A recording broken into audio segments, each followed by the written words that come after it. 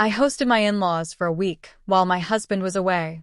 I cooked, cleaned, and took time off work.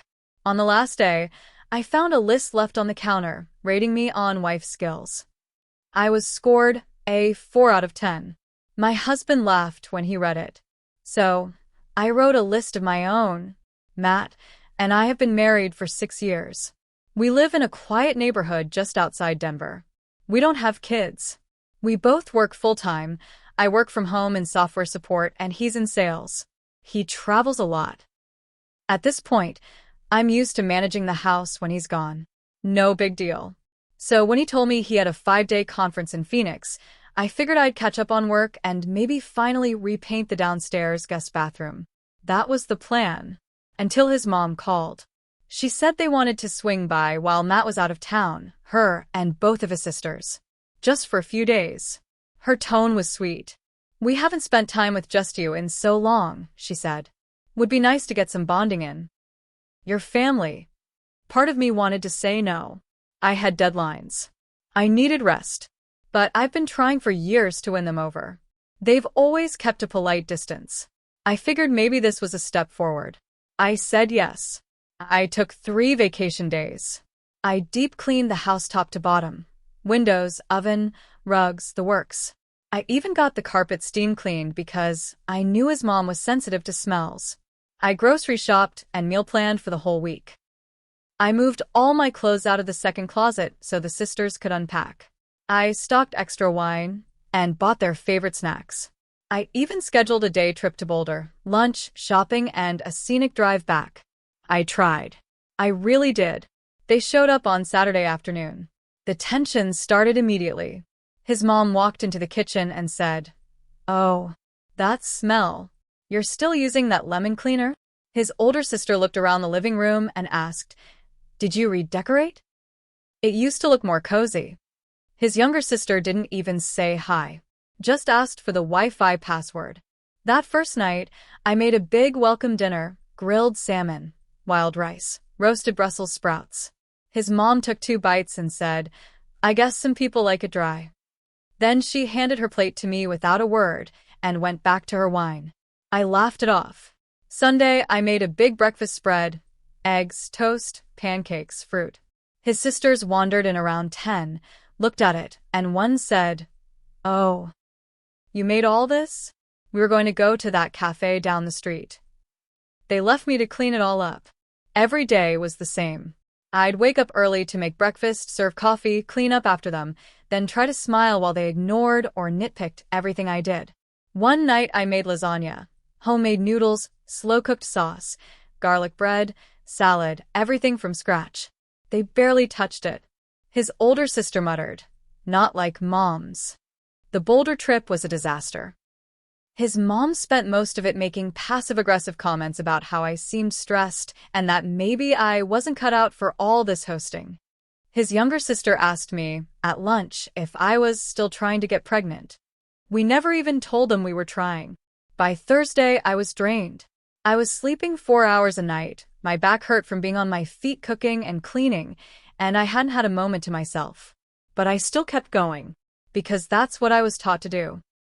Matt flew home Friday night. I picked him up and told him they'd been difficult. I didn't even get into specifics. He just smiled and said, "They probably missed me." Saturday morning, they left. I helped load their bags, hugged them goodbye, and thanked them for coming, because I'm not a monster. I went back inside, ready to finally sit down for more than 10 minutes. Then I saw it. A folded paper on the kitchen counter, titled, "Wife Scorecard." Just for fun, grinning face with smiling eyes, it was written in 3 different handwritings. I know exactly who wrote what. They rated me in 6 categories: cooking, bland, basic, tries too hard, hospitality, polite but cold, didn't make us feel at home, appearance, looks tired, not much makeup, hair's flat, cleanliness, house was clean but not cozy, sterile, career ambition, works from home equals not a real job, general wife vibe, kinda stiff, not bubbly. At the bottom was the final score. 4 out of 10, and under that, scrawled in a different pen, Matt could do better. I sat down on the kitchen stool. I just stared at the paper. Then I walked upstairs and handed it to Matt. He read it. He actually laughed. "This is brutal," he said, still smiling. Jesus. "I mean, come on, babe. You know they're just messing around. It's a joke." I asked him if it bothered him. He shrugged. "It's not like they're wrong. I mean, you can be a little tense. They probably just didn't feel super welcome." That moment broke something in me. I'd given everything that week, my time, my space, my energy. And instead of defending me, or even just acknowledging how hard it was, he laughed. I didn't yell. I didn't cry. I just nodded, went downstairs, and poured myself a drink. Then I opened my laptop.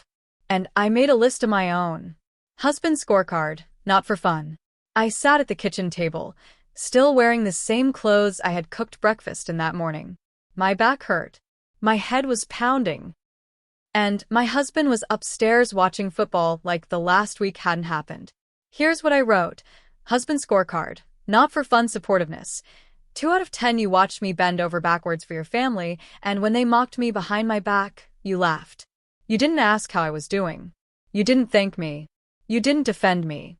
You told me not to take it personally. Emotional intelligence, 3 out of 10 you don't notice when I'm burnt out. You don't ask why I'm quieter than usual. You don't seem to care unless it affects your comfort. Accountability, 1 out of 10 your family made me feel like a maid and a failure, and you took their side by doing nothing.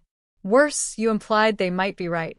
Effort in marriage, 4 out of 10, I plan the meals, manage the calendar, buy the groceries, wash your clothes, remind you about your mother's birthday, and keep this house from falling apart.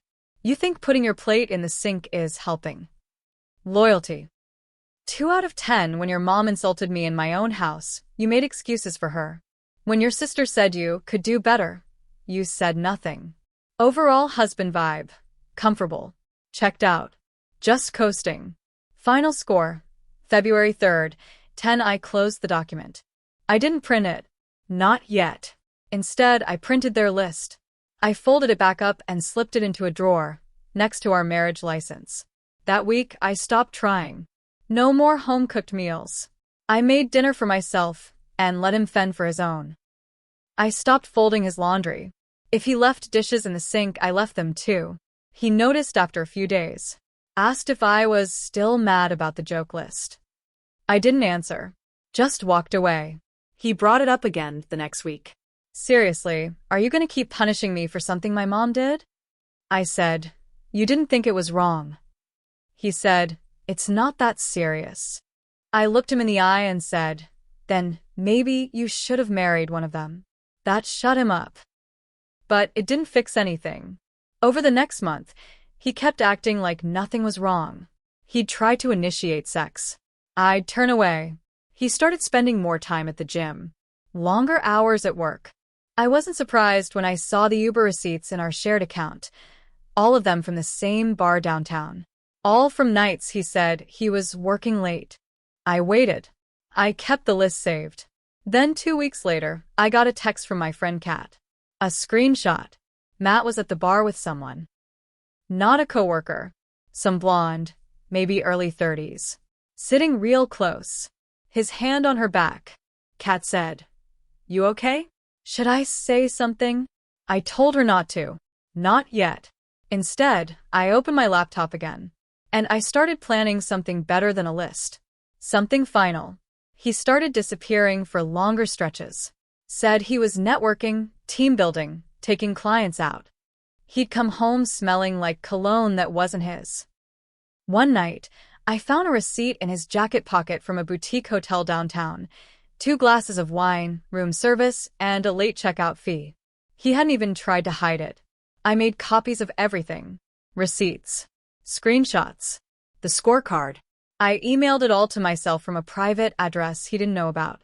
Then I called a lawyer. We'd bought the house in my name. My credit was better when we got married. That part was easy. But the retirement accounts? The car in both names? That would take time. So I waited. I smiled when he came home. I let him think I was over it. Then, about 6 weeks after his family's visit, I got a call from his mother. She said, "I hope you're not still upset about that silly list." I said nothing. She sighed. "Well, we just wanted what's best for Matt. He deserves someone supportive. Warm. You know how driven he is. He needs someone who lifts him up." I asked her, "Is that why he's sleeping with someone else?" Silence. She stammered, then hung up. 30 minutes later, Matt texted me, "What did you say to my mom?" I didn't answer, because while he was at work, I was packing his things. Not all of them, just enough to make a point. His gym gear, his toiletries, the stupid framed, "teamwork makes the dream work" quote he kept in his office. I put it all in boxes and left them in the garage. I changed the locks. I turned off his phone line. It was under my name. That night, when he came home and tried his key, it didn't work. I watched him through the peephole. He knocked. Then he pounded. Then he called, over and over. I didn't answer. He slept in his car. The next day, I sent him a single email. Subject: scorecard update body. Hospitality. 0 out of 10 loyalty. 0/10 self-awareness. Still pending. Attached: the hotel receipt, the screenshots, and my lawyer's contact. His response? He didn't send one. But a week later, his sisters did. They emailed me together, accusing me of humiliating their brother, ruining the family dynamic, and holding on to bitterness. I replied with one sentence: "You started this with a list." Matt moved in with a coworker for a while. Not the woman from the bar. She ghosted him once she realized he wasn't single. His sisters kept up the angry emails for a bit, until I blocked them. I didn't reply to his mother at all. I focused on what mattered, the paperwork. My lawyer was sharp. Calm. Strategic. She helped me file for separation first, before he could act surprised or spin a story. Colorado isn't a fault state, but I documented everything anyway: infidelity, emotional neglect, financial records. She said I made her job easy. Matt tried to come crawling back once the reality hit him. He left a note taped to the garage door. Said he was sorry it all got out of hand. That he missed me. That he wanted to talk. He even put "I love you" at the end. I shredded it. Then emailed him a formal warning: communication through lawyers only. 2 months later, he tried again.